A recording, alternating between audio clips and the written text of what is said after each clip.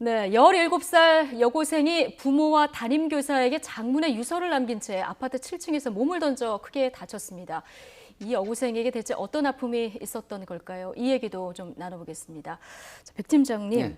어떤 일이 있었던 겁니까? 이게 좀 답답한데 학교 예. 이게 폭력이고요. 왕따인데 이 학생에게 평소에 반 아이들이 친구들이 계속 없었던 사실을 SNS에 올리고 그다음에 또 이제 뭐 예전에 그 일본에서 이지메라고 했죠. 네. 그 따돌림을 아주 조직적으로 해버린 이런 형태를 정말 견디기 힘들어 했었던 거죠. 예. 그래서 학교 가기도 싫어하고 집에서는 학교 간다고 그러고 나와서 학교 가지 않고 있다가 끝날 무렵에 집으로 돌아오기도 하고 이제 이런 부분들이 결국은 7층에서 네.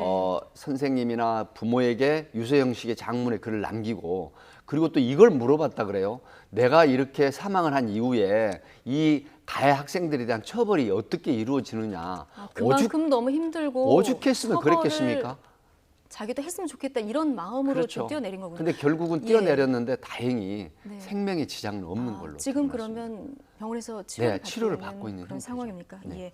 그래서 유서 내용을 보면은 저희가 이제 모자이크 처리를 하지 않으면 보여드릴 수 없을 만큼 참 심각한 내용들이 많이 담겨 있는데 내 딸에게 이런 일이 일어났다면 얼마나 참 가슴이 찢어질까 생각이 그렇죠. 듭니다. 피해 여고생 부모님 이야기 한번 들어보겠습니다. 엄마한테 말하기 되게 힘들었을 것 같아요. 말이 너무 심해가지고. 미안해가지고 막 이상한 사람 만들어 놓고 막 뭐니 아주 이상한 자 이거 잡지 못하고 다 쏟아 부었으니 얘는 이제 오죽하게 그러니까 이 학생은 한마디도 얘기를 안 했거든요. 상황 조사 전담기구를 엽니다, 학교에서. 네.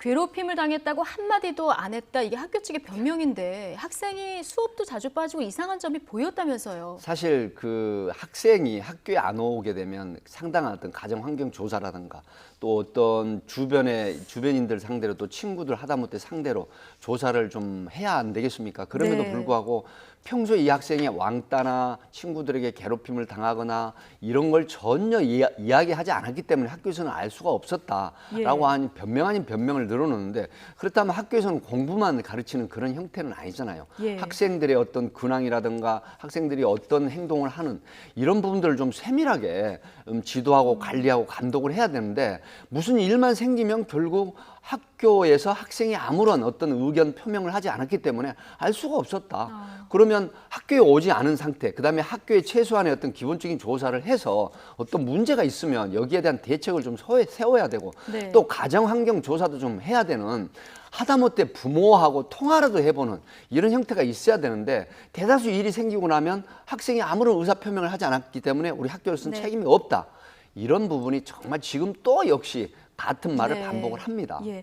지금 뭐 학교에서는 진상 조사를 한다고 하고요. 또 경찰 조사는 또 별개로 이루어져야 될 텐데요. 짧게 그렇습니다. 경찰 수사 앞으로 어떻게 네, 될까요? 경찰은 이제 그 가해 학생으로 지목된 아이들을 전부 조사를 하게 되고요. 네. 그다음에 SNS상에 사실이 올린 글이 사실인지 이런 주변인 조사를 하게 됩니다. 네. 그래서 혹여라도 폭력 행위가 있다라든가 아니면 또 명예훼손되는 그런 부분들을 음해를 했다라든가 네. 이런 부분은 법적인 처벌을 하게 되는데 사실 학폭위원회라든가 이런 거는 같은 공동 조사를 해야 될 걸로 네. 이렇게 분석이 됩니다. 알겠습니다. 자, 무엇보다 이 학생이 좀 빨리 일어났으면 좋겠다 이런 그렇습니다. 생각이 듭니다. 예.